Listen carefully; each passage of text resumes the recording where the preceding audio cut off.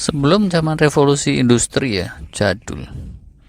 Orang kalau berlayar menyeberang samudra itu pakai kapal layar bertenaga angin. Wah nih, kayak Avatar ini. Dengan cara itu, menjalankan kapal amat rumit.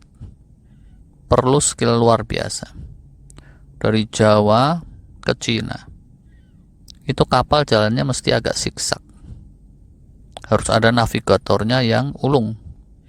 Tanpa navigator yang ulung, nggak mungkin bisa nyampe. Pakai pun navigator yang ulung ya. Di zaman Mongol gitu ya, mau perang sama Singosari, itu musim angin yang sesuai hanya muncul sekitar 6 bulan sekali. Kalau kelewat musim angin yang sesuai itu, ya udah, mesti nunggu 6 bulan lagi. Nah, ini jadi kayak dagelan ya, tapi nyata. Kebayang nggak sih? Raja Mongol marah besar. Kurang asem. Masa duta utusan saya malah dipotong kupingnya sama Raja Singasari? Waduh, kalau sekedar disunat sih malah sesuai dengan syariah. Walah. Jadi nanya bagaimana, Baginda? Kita serang Singasari. Asyap, Baginda. Kapan kira-kira kapal dan pasukan kita diberangkatkan? Paling cepat 6 bulan lagi, bos. Gubrak, ya kan? Kebayang nggak sih?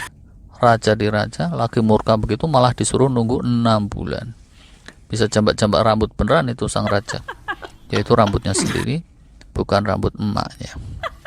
Terus ya, 6 bulan kemudian jenderalnya datang. Baginda, pasukan dan kapal-kapal siap diberangkatkan. Hah? Diberangkatkan? Berangkat kemana ya? Wah, rajanya udah keburu lupa itu. Terus episode kapal layar yang lucu seperti itu menyingsing saat muncul teknologi kapal uap. Mulai-mulai kapal uap tuh hanya bisa di kali, di sungai, lama-lama bisa menjelajah samudra juga. Selepas masa perang Napoleon ya, 1821, 1822, kapal uap itu sifatnya masih hybrid. Gabungan antara tenaga uap dan layar yang bertenaga angin. Kalau ada angin, layar dinaikin. Lama-lama barulah penggeraknya murni mesin uap, layarnya dibuang. Matangnya teknologi itu kira-kira bersamaan dengan dibukanya terusan Suez tahun 1869. Dan sejak itu juga kapal-kapal layar tergusur dari belantika pelayaran dunia karena speknya tidak sesuai untuk lewat terusan Suez. Terlalu bleber kanan kiri, ke atas juga menjulang, dideriknya oleh kapal tunda di kadal yang sempit menjadi susah. Terusan Suez dan terusan Panama itu era baru dalam pelayaran global. Terusan Suez memendekkan jarak Belanda Batavia sekitar 3.300 nautical miles. Waduh. Dengan kecepatan jelajah rata-rata kapal uap cuma 10 knot ya.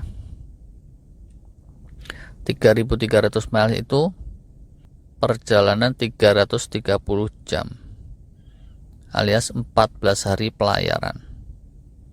Plus mampirnya 1-2 hari bisa 15-16 hari pelayaran.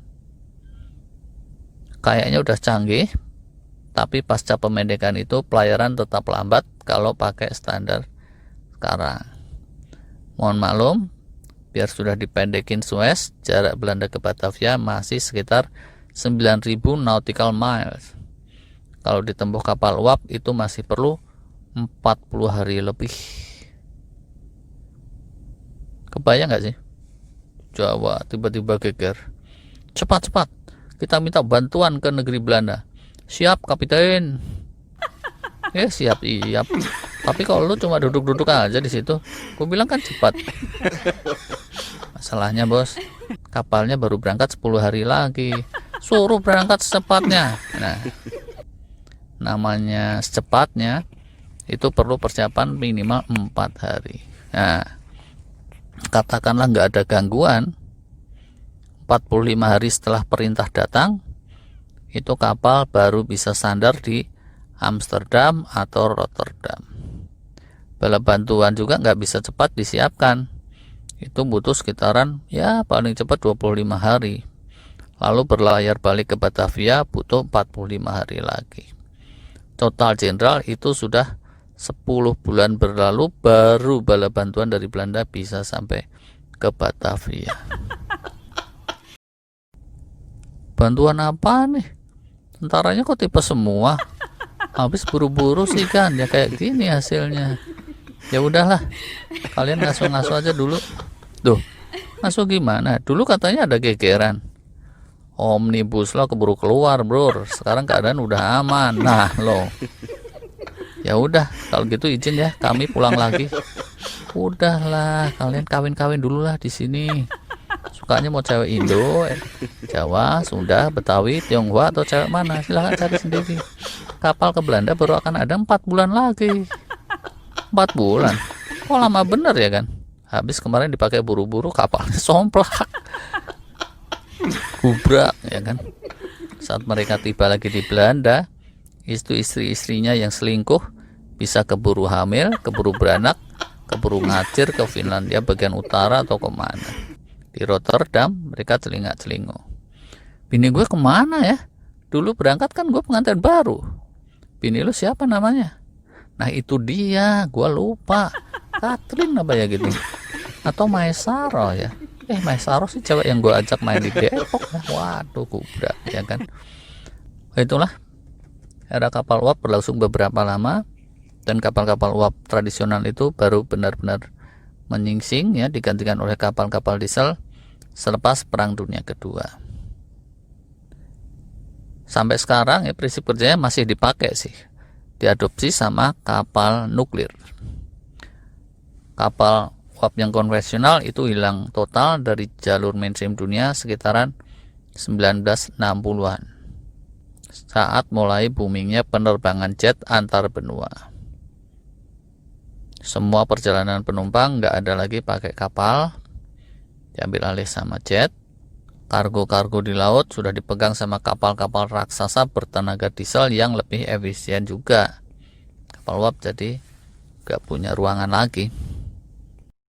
Jadi kalau zaman dulu gitu, zaman Muhammad Hatta sekolah ke Belanda, zaman leluhur kita Haji, kapal uap itu masih amat berjaya. Semulanya 40 sampai 60 hari.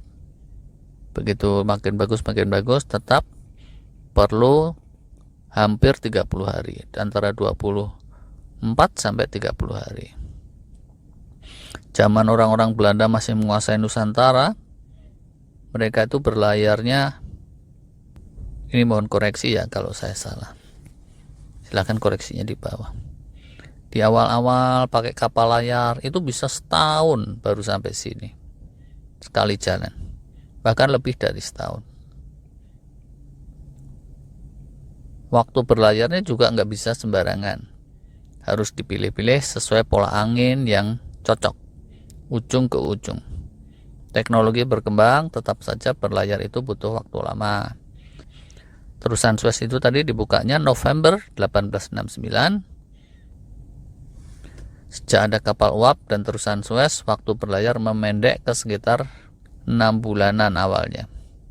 Lama-lama rekor terbaik dari Eropa, London ke Sri Lanka itu 41 hari. Lalu Sri Lanka ke Singapura itu 8 hari. Jadi total London Singapura itu bisa 49 hari alias 7 minggu. Di tahun 1920 1930-an kira-kiranya kalau berlayar dari Belanda ke Batavia itu bisa 4 mingguan alias 20 sekian hari. Itu berlaku terus kurang lebih sampai sekarang kalau mau pakai jalur laut, ya kan. Di riwayat Ciputra saya juga dengar ya, dia dari Manado PON ke Tanah Jawa berlayarnya itu berapa coba? 10 hari. Kalau sekarang terbang ke Manado setengah harian doang paling, ya kan.